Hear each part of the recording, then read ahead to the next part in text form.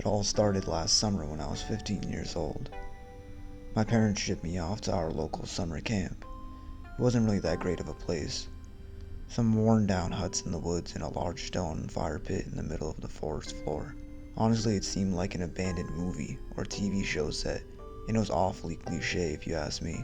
Anyways, I get dropped off to the camp, and I have to stay there for a week, which doesn't seem so bad, except the fact that I would be sharing my cabin with another camper.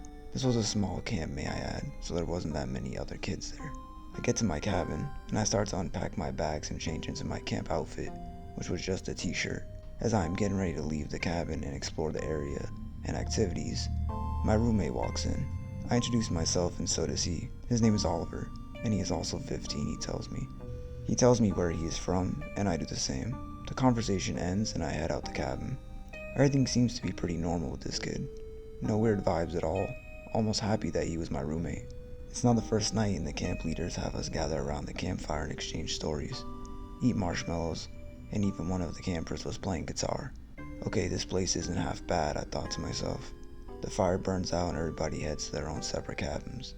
I get in, I change into my pajamas, and lay in my bed and fall asleep. I wake up abruptly in the middle of the night thinking to myself, why am I awake? What time is it? Too lazy to check. Maybe I'm just awake because I'm not in my own bed? Oh well, just go back to sleep. When I wake up in the morning, I realize I've woken up at least 7 or 8 times during the night. Wasn't really keeping count, but I think that would be an accurate number. My roommate is already gone, so I get dressed and ready to participate in the activities for the day. I shortly run into my roommate and ask them how they slept. They said fine, and before I could tell them about my bad experience, I noticed his mouth was bleeding. Not terribly, but enough to notice. He embarrassingly wipes his mouth with his shirt and says he tripped on a branch and must have busted his lip. I don't find this odd at first, and that it seems legit, considering we were in unfamiliar woods. Just like the night before, we sat at the campfire and headed back to our cabins for the night. And again, I'm awake all night tossing and turning for some reason. As I'm getting dressed, I walk into our small bathroom in the morning and step on shards of glass. I collapse on the floor next to it in agony. I manage to get to the nurse cabin and she takes all the glass out, but says I may need stitches and she was going to call my parents to let them know. She bandages me up and has a camp leader help me back to my cabin, where I have to stay all day in my bed to let my foot heal up, and in hopes to stop the bleeding. It's now nighttime and my roommate comes in and apologizes about the glass that he had dropped. I don't even bother to ask what it was because I'm just annoyed at this point and want to go home. Since I sat on my bed all day long, I could barely sleep. I wasn't tired at all. At some point I did fall asleep, but was once again abruptly woken up. And since I wasn't feeling so lazy this time, I decided to get up and investigate what this was waking me up. I checked my roommate's bed and he isn't even there, so I immediately knew the noise was him, and I planned to confront him. Assumingly he would be in the bathroom, I grabbed my phone and used a flashlight in hopes of catching him in the act of whatever he was doing. I walk in the bathroom and there he is sitting on the floor next to the toilet. I shine my light on him, and disturbingly enough, he is what appears to be eating pieces of glass. I immediately hobble out of the cabin screaming for someone to get me out of here, and he comes running out, blood-soaked mouth and hands, and is mumbling something like, "It's my strange addiction, it's my strange addiction. I can't help it." I wait in the nurse's cabin for my parents to pick me up. Turns out I needed stitches after all.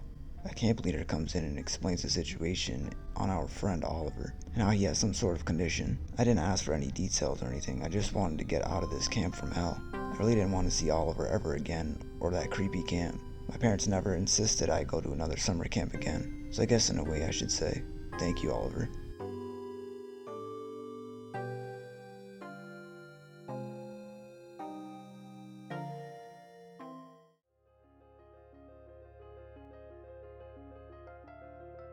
This wasn't exactly a summer camp I went to. It was more of a day camp. I went home after each day. Me and my little sister would get picked up by a van with some other kids who lived nearby. I went to this camp last summer, but this was my sister's first time going. She was nervous and my mom told me to help her out when we got there. I agreed to. I was quite excited to be returning. It made me feel good knowing I wouldn't be a newbie, that I would already know my way around, and I was excited to guide my sister.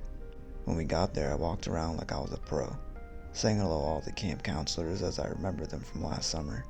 They also recognized me as well, which was even more rewarding. There was 4 counselors I remembered from last year, except there was a new guy, a 5th counselor. He was seemingly a lot older than any of the other counselors, as they were maybe in their early 20s, late teens. This guy must have been in his 30s at least. He came over to us and introduced himself as Ted. I told him me and my sister's names.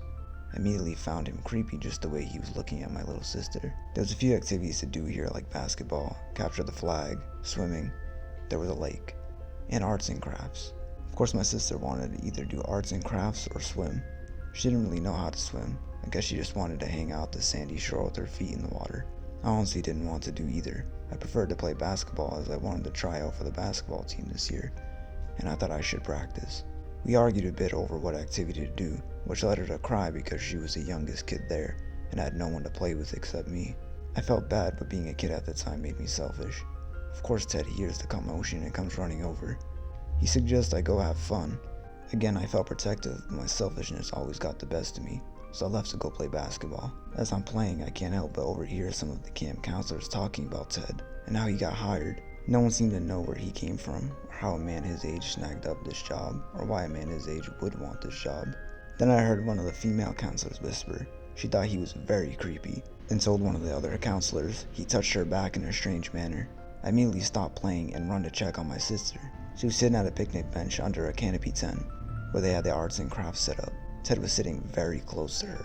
As I got close, I noticed Ted was sitting in his legs open, not sitting on the bench correctly, but instead facing my sister instead of the table. She was practically sitting on his lap. I yelled my sister's name and tried to play it cool, so I lied and said I wanted to go swimming now.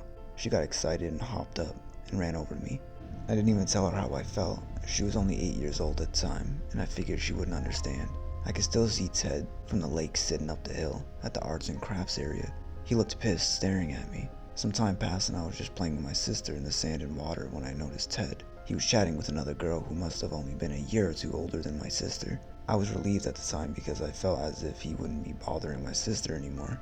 The day was coming to an end, almost time for us to get picked up. There was no van at this point. All of the parents had to come and pick up their kids. At this point, all the kids are supposed to wait at the benches near the exit. Me and my sister sat down closest to where the counters were all standing in a circle. I thought this was strange, as I didn't remember them doing that last year. But as I examined closer, I noticed they all had a worried look to their faces and were frantically talking. My brain told me it had to do with Ted, which then made me notice he wasn't there. He wasn't anywhere. I then thought of how I remembered the little girl he was talking to, so I looked around for her, and she also wasn't there. I felt like I had to speak up, so I walked over to the counselor's circle and asked if they were looking for a girl. They all whipped around and asked me what I knew about it. I told them the last I saw her, she was with Ted, near where the camp ended and the woods began. That one female camp counselor shrieked and shouted, "I told you there was something off about him," and grabbed her phone and dialed 911. The other counselors ran to the woods. The police surprisingly showed up very fast and also headed to the woods. At this point, all the parents showed up, and so did the little girl's mother. She frantically ran to the woods screaming her name. I'm not sure whatever happened to that little girl.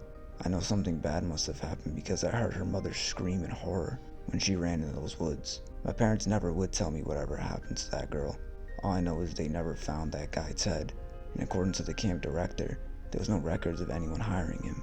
I did tell my parents that he might have planned to do that with my sister, and they were forever grateful for me being a good brother. The story still gives me chills to this day. We had just moved to a new town in the middle of summer, so since I would be new, my parents thought I should go to a summer camp before school to get to know some kids. I wasn't super happy about the idea, but I was only 15 at the time, and my parents didn't want me home alone all summer, so I had no choice. My first day at the camp was horrible. Since it was the middle of the summer, all of the other kids had been attending this camp for about a month. Turns out I was the new kid either way. This camp was like school in so many aspects. We would be there all day until 4 in the afternoon, and we had the weekends off. After being there for about a week, I noticed how much this camp was like school, and apparently in this town, all of the popular kids attended this camp. From the information I had gathered in the short amount of time I was there. It was the start of a fresh week when I got to the camp, and I had acquired a few friends, I guess you could say. 2 girls that helped me around for the first week, and they occasionally would chat with me. One of the popular girls ended up coming up to me and asked me my name. I told her what it was, and she laughed and walked away. Okay, that was weird and slightly catty, so I decided to just stay away from that group of people. Except every time I would look up, they would all be giggling while looking at me. I knew at this point these kids were trouble and obviously bullies. A few days later, that same girl who originally came up to me approached me and said her name was Jess and asked if I wanted to sit with her and her friends at lunchtime. Desperately, I said okay. The original two girls I first met were giving me the cold shoulder, and I hadn't gotten around to be friends with any of the other kids at this camp. I nervously awaited lunchtime, and when I had gotten my tray of food, Jess hip bumped me in line and told me to follow her, so I did. She took me to her table where her giggling friends were sitting. I sat next to Jess, and she started to introduce the other kids at the table. I honestly can't remember all of their names, but there was 3 girls and 2 boys. They asked me where I was from and other seemingly harmless questions, like I was the new shiny toy. Jess also kept commenting on my looks, like how I was so pretty and how I got my hair like that, etc., which I thought was weird, but I was honestly too distilled by confidence to even care. The next day, she stuck by my side. We ate lunch together, talked about boys, and did camp activities. It was almost the end of the day when she asked if I wanted to hang out with her and her friends. Of course I said yes and was super excited to hang out with her. I mean, she seemed nice, and they were the cool kids of the town. Imagine going into my first day of actual school and knowing you would have a seat at the popular kids' table at lunch. It was approaching nightfall, and she took me to a path in the woods, where all of the other kids were waiting around a small makeshift fire pit. One of the boys was lighting it, and the other kids were passing around a bottle, which was alcohol. I honestly never drank before this, so I was scared and very hesitant. Jess seemed to sense it and told me it was okay. She didn't like drinking either and said she would make sure I didn't get too drunk as long as I did the same for her. She started seeming like a good friend who would have my back. The night continues on and I start drinking, which wasn't bad at all, and we all exchanged stories. Jess told me that one of the boys, I think his name was Tommy, had a crush on me. I thought he was cute, but didn't really get that vibe from him. This was a really good time I was having. I was happy to have these friends. Jess was kind of overdoing it on the alcohol, so I suggest she slows down. She looks at me and pulls my mouth open, pouring alcohol down my throat. I start choking and Jess starts laughing. They all do, except Tommy. He looks concerned and nervous. I awkwardly laughed too, thinking they were laughing with me, not at me, which I would find out later I was wrong. I'm on the ground at this point feeling sick and hazy. I lay on my back, and that's when Jess yet again jumps on my body and starts pouring alcohol in my mouth. I'm so drunk I'm just drinking it at this point. The last thing I remember hearing is Tommy yelling at Jess to stop and to just leave me alone. She shouted no and was saying something nasty about me, but I couldn't even make out what it was. I just knew it was something bad. I wake up in the woods the next morning. The sound of chirping birds, a pounding headache, and the smell of a recently put out fire. I try to move, but I can't. I open my eyes wide and realize I'm not on the ground. I'm hanging. As I look around, I notice I'm a few feet off the ground, tied to a tree.